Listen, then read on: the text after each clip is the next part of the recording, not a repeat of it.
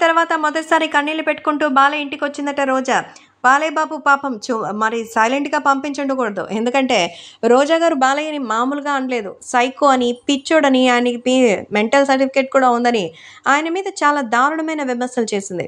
ఆయనతో అసెంబ్లీలో ఫోటోగ్రాఫ్ కోసం ఉత్సాహపడినటువంటి రోజా మరి ఎంతలాగా బరితెగించి మాట్లాడారో మాకు తెలీదా అంటూ తెలుగుదేశం పార్టీ వాళ్ళే ఆమెను దుయ్యబడుతుంటే పాపం రోజా గారు ఇప్పుడు మళ్ళీ మన జబర్దస్త్‌లోకి రీ ఎంట్రీ ఇచ్చినా ఆశ్చర్యపోనవసరం లేదు. ఆ పరిస్థితి నుంచి వైసీపీ పార్టీలో ఉండడం వల్ల అలా ఇలా సంపాదించి బాగా అందలమెక్కారు. తర్వాత కొన్ని ప్రోగ్రామ్స్ పేరుతో ఆమె బాగానే దండికుంది అనేది కూడా అక్కడ నియోజకవర్గంలో చెప్తున్న మాట.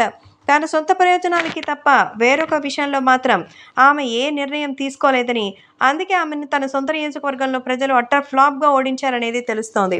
అయితే బాలకృష్ణకి సంబంధించిన విషయంలో కూడా ఆమె చాలా దారుణంగా మాట్లాడడంతో ఇప్పుడు నారా వాళ్ళ కుటుంబం కూడా నందమూరి కుటుంబంతో కలిసి ఆమె మీద భారీగానే కోపంతో ఉన్నారట. అటు సినిమా ఇండస్ట్రీకి సంబంధించిన ప్రతి వాళ్ళని సైతం ఆమె హేళనగా మాట్లాడింది. పాపం ఆమె ఎక్కడి నుంచి వచ్చిందన్న సంగతి పూర్తిగా మర్చిపోయినట్టుగా ఉంది మన రోజా. అందుకే ఇప్పుడు బాలయ్యని కాకాపట్టాలని చూస్తోంది. బాలయ్య ఒక్కడు సైలెంట్‌గా ఉంటే చాలు, మిగతా వాళ్ళంతా కూడా మేనేజ్ చేయొచ్చు అని అనుకుంటోందేమో తెల్ల. మరి మొత్తానికి బాలయ్య ఎలాంటి ట్రీట్మెంట్ ఇచ్చారనేది తెలీదు. సో ఒక మహిళ కన్నీళ్లు పెట్టుకుంటూ వస్తే ఏం చేస్తారు? సో తనకి భరోసా ఇచ్చే ప్రయత్నమే చంద్రబాబుకి